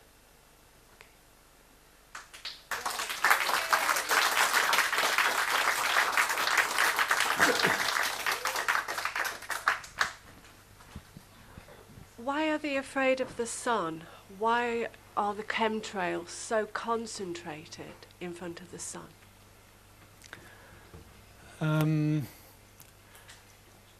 This is something we can observe. Actually, it is the only thing we can observe from ground level.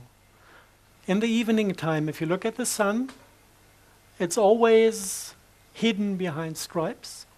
And if you look at the opposite side of the sky, it's completely clear and you can see the stars. But this is not out of the reason that they spray in front of the sun.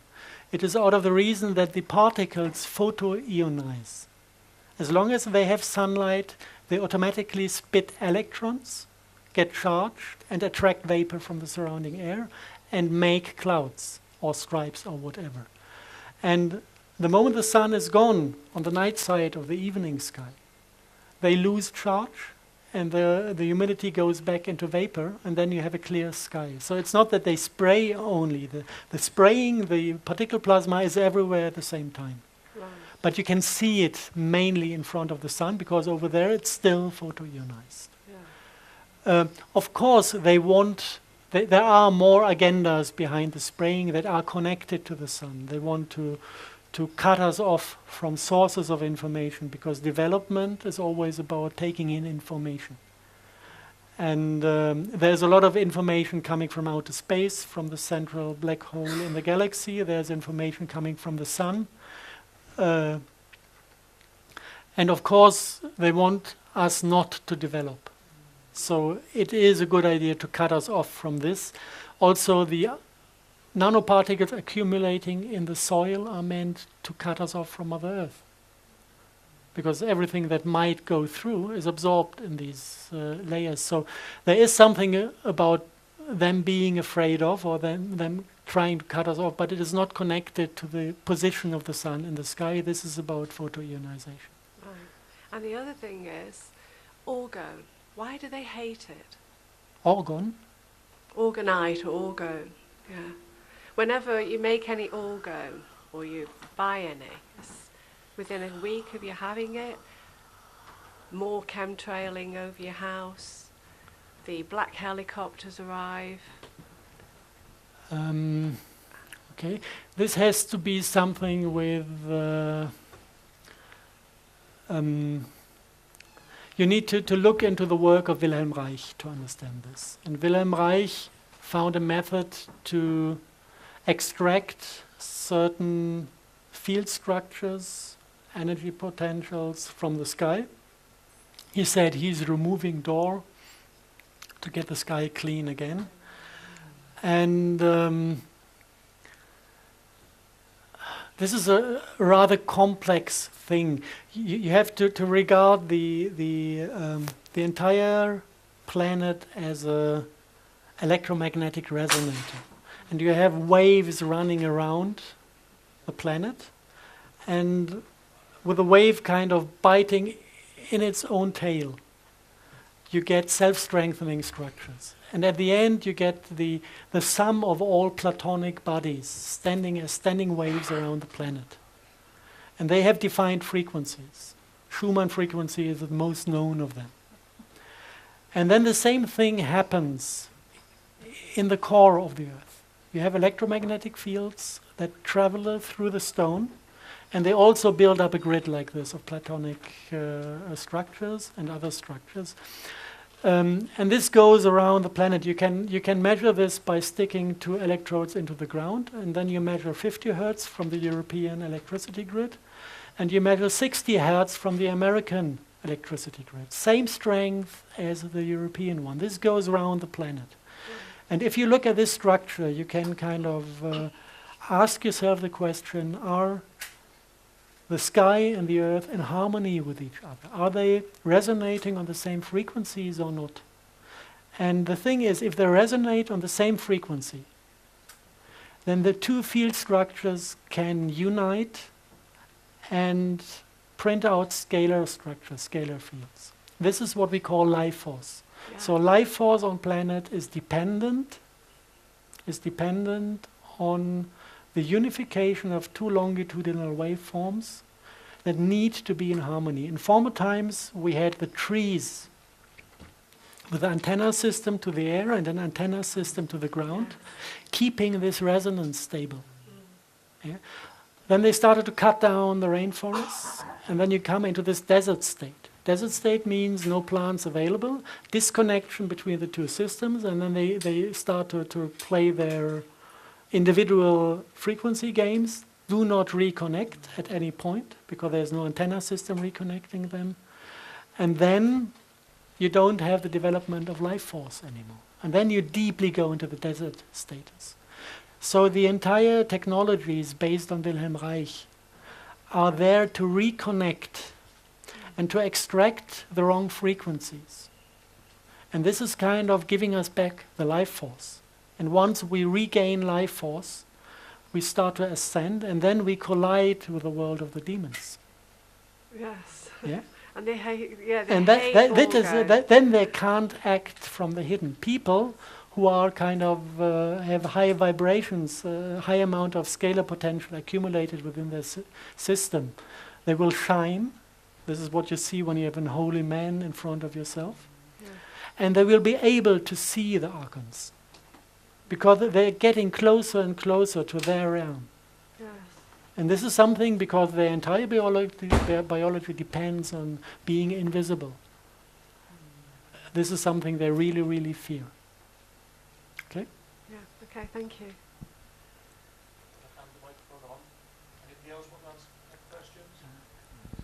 Okay, could you tell us something about how the whole system of nuclear radiation fits into that? To ask this on the microphone. So can I ask a question? If you don't have the microphone, we can't hear you on the recording. Okay, I repeat the question. The question was how the concept of radioactivity fits into the Wilhelm Reich topic. And there are different points where it fits in. The first thing is radioactivity is ionizing air. You have these beams or particles or whatever you want to call it, and they hit air molecules and ionize them. Once you have many, many ionized particles in the air, the vapor is concentrating on many cores for droplets, and you will have a dizzy sky but no rain. So this basically is what killed the Sahel zone. You have the testing of nuclear weapons by France in the 60s, and you had the uranium mining in Niger. And both completely, you can see, if you look at the direction of wind in Africa. You can see how this radioactivity from the mining fields is causing the droughts in the Sahel zone. And once you start interacting with the electromagnetic fields in the atmosphere, you also can discharge the air particles again. When you lower the overall electricity and field strength in the sky, all these effects go down and you have less haze in the air, blue sky, and the chance to form clouds that rain.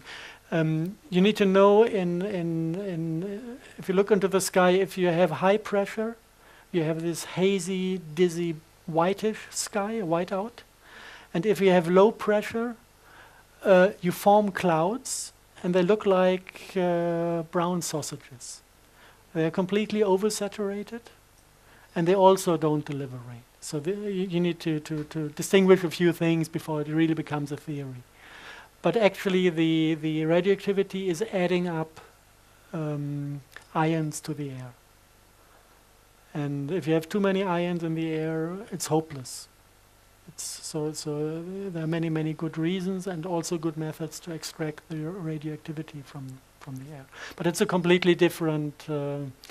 If you want to, I can make a basis 60-something or 70-something about desert greening in Africa. Then we can deeply dive into the topic of climate control and healing of natural systems instead of fucking them up even more. The question is really that I have is, to what extent does that door any or the tension up there, all that ionizing we're talking about, to what extent does that facilitate this whole picture that you've got on the screen there? To what extent does it support HARP, for instance?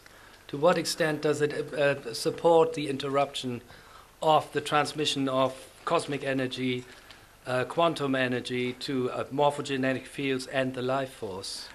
That's sort of where I was. I would look at it. I would look at it the opposite way. I would say all the attempts to manipulate and to insert destructive electromagnetic structures is adding up to the door potential. The door potential is the outcome, not the cause. And of course, if we remove the outcome, we can diminish the pressure that is upon us, of course. And this is something they don't like because the entire chemtrailing is dependent on very, very precise calculations. For example, in Germany, we have this microdust hysteria. They're measuring microdust in every city, and they define that all the diesel vehicles need to stay outside of the big cities. This is because the component of the carbon dust makes it impossible for them to precisely control the cluster density of the crystalline nanoparticles. If you have technology that is only measuring particles, and you have two different types of particles, and you want to precisely define the concentration of one particle, but you can measure only both. To make this function, you need to completely remove the carbon particles.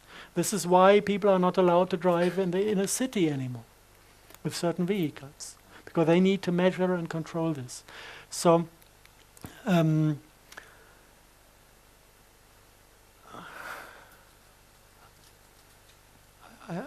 is it answered now, or sort of? Okay. It's an ongoing process. Yeah, is this why we got disasters like in Japan, or all these uranium and power things exploding, etc., causing radiation to go up in the sky, and like they had it in Russia? Would that be part and parcel of? Completely different stories behind that. If you look at Chernobyl was feeding the woodpecker device. The woodpecker device was a Russian scalar weapon based in Ukraine, and they attacked the San Andreas Fault in America. They wanted to destroy LA and San Francisco with a huge earthquake. That was Cold War topics. And the Americans were not as far developed technically as the Russians, so they asked Israel to help out. And Israel fought back with some devices, and they cut down these unifying fields, and the entire field energy that already was transmitted from the Ukraine flew back to the Ukraine and started to flow into the feeding energy source. And they had, in between, they had a kind of device to destroy this energy, to turn it into heat, to protect the power plant. But this device collapsed after 12 hours. And the discharging of field energy was not finished at that point. So the field energy entered the nuclear power plant in Chernobyl and made the entire uranium explode within a millisecond. That was kind of Chernobyl. If you look now at the last incident in Japan, the earthquake was earthquake weapon, but not alone. They deposited a nuclear bomb in the ground of the ocean opposite to the coast, so the tsunami was nuclear made. And they also deposited mini nukes within the power plant. In every single reactor, 2 days before it happened, it was an Israeli company that mounted cameras for observing, for security reasons. They were in charge of security for the power plant. I think the cameras had a weight of 2.3 tons each. So you can imagine that this is not a camera. And the story that you have hydrogen not being able to leave the building block, this sounds pretty much like a fairy tale, because it is known that hydrogen can be formed, that nobody would ever build a power plant without having an outlet for these gases. Another 9/11 then. It was a discussion about money that Japan was supposed to pay to the United States. It was still contracts following World War II. And I think Japan was willing to pay in US dollar, and the United States wanted to be paid in real assets. And that was the discussion, and then they were kind of blackmailed. Either you pay in real assets, in gold or whatever, or we will sink the Northern Island. And the only thing why they stopped at a certain point, if you look at the pictures from Tokyo, you could see the entire island falling to pieces. It was not even an earthquake that was shifting a part of the city. You had cracks in the ground that opened and closed and opened and closed, and after some time the groundwater came zipping out of it. And not a single motion was seen. Normally you have a motion and then the thing is over. So they tried to sink the entire island, to destroy the basement of Japan, to make it sink into the air. And if you follow certain sources, there's this, not all of the HARP devices are under control of these people.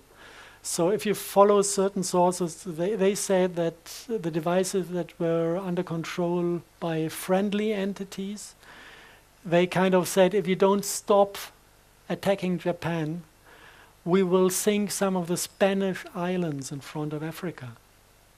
Some of the islands are kind of unstable in their geologic position, and if you shake them, they slide into the Atlantic and would cause a wave of, I think, 17 meters approaching the east coast of the United States. And at that point, they stopped shaking Japan. This is unconfirmed information coming from the White Dragon community. I don't know what part of this is true or not. Yeah, I appreciate that different countries have got different alliances with different races coming to this planet. Isn't that so?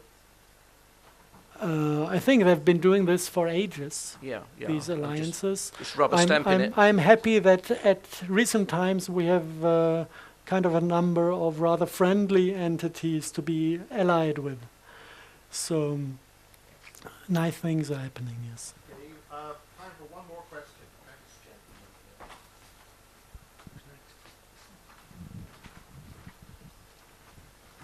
Are there any positive uses for scalar wave technology, such as like radionics or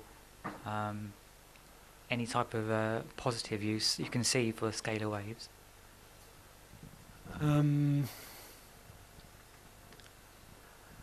I've been working in the field of physics and advanced physics before I started with this topic. And we do transmutation out of water vortices. We can create oil out of water at costs where the device that is doing this, if you mass produce it at cheap costs, the cost of the device would be in after 4 hours of working. So you kind of invest 6,000 euros, and after 4 hours you have oil with a value of 6,000 euros. This is completely impossible to introduce into the economy we have. This is a game changer. The moment these technologies are out, we will stop using money. We'll stop having an idea in our mind that it is necessary to possess things. It's if you look at what we do now, it's what happened to the apes in this beautiful experiment. I love this story. I have to repeat it every time I'm on stage. They tried to teach apes to use money. It took 3 days. They knew how it works. After 3 weeks, the boys in the ape family started to steal and betray, and the girls started to prostitute themselves. And after 6 weeks, the biologists who run the project decided to stop the project because they could see the social patterns fall to bits and pieces, getting self-destructive and ugly. And then they decided to take the money away again. Big mistake. The apes were not willing to let go of this. They were beating the biologists up when they tried to get the money back. And this is gaming addiction.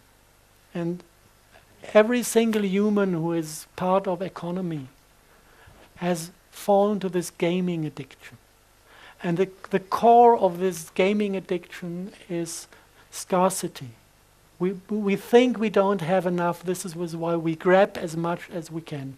This is what creates the idea of money and the idea to possess things. This is not nature. This is a demonic program to bring us into self-destructive patterns. Look at the Red Indians in America, at the native tribes. They don't have money, they have love. If they do something, they do it out of the original reason to do things. If we do something, we do it for cash. And we are so in scarcity that we do everything for cash. Look at the Hollywood productions. Look at the mercenary killing millions of people. Yeah, a job. Yeah. We have to do the job. The job. Yeah. This is where money brings us to. And the moment when you have these two options of transmuting every element you need and producing energy as much as you need, we enter a world of abundance. And this can only work if also the psychology of the scarcity is leaving.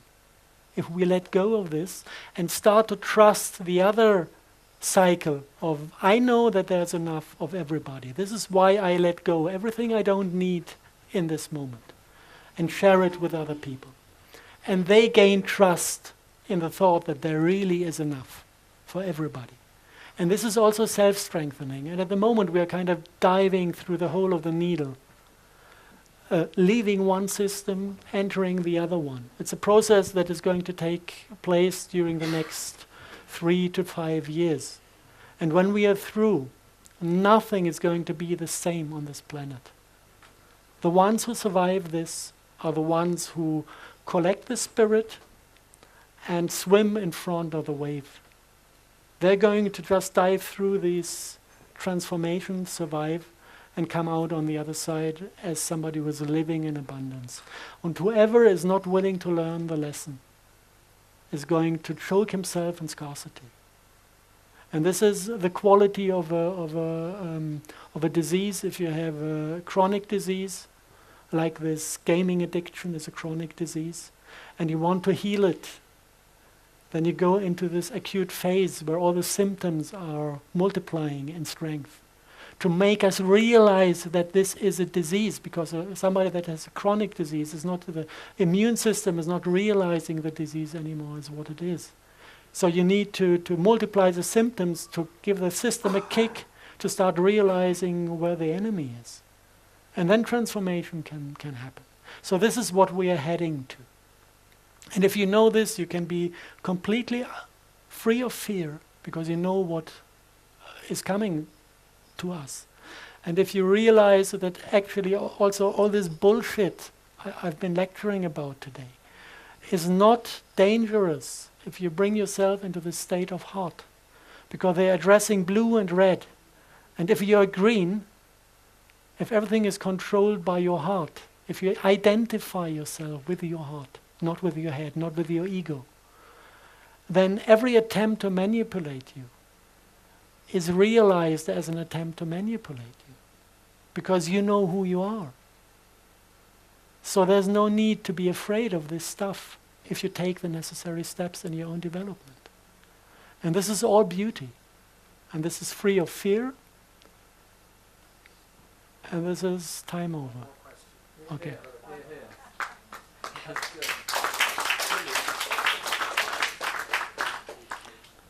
Yeah. I'm really, really happy with your story. I'm very impressed by your research, but I'm very happy with the way you conclude your story. For me as a healer, it's great to hear a researcher like you to get me the theory that backs up my experiences as a healer. So thank you very, very much. My question is, how many people need to really get awake to create this morphogenetic field to allow others who are not so much into a willingness to know to make the transformation happen? If you want to know numbers, I'm not sure. There are two different ways to calculate. The guys who make experiments say you need 100 of us to realize. If you go into the older traditions, it is kind of the multiplication of 12. You need 12 in the first step, like Jesus had 12 followers, and then it goes to 144, and then it multiplies by 12, and each multiplication brings a new quality. And like this, you get a kind of multiple step development. And personally, I believe more in the 12 mathematic than in the 100, because this is only for, I think they learned how to wash potatoes, and when 100 apes were able to wash potatoes, all the apes on all the islands who have never seen this happening immediately started to wash potatoes before eating. So this was the 100 number. I think we humans are more on 12. It makes more sense in the context of sacred geometry and everything. Yes. So, but okay, I'll get back to it.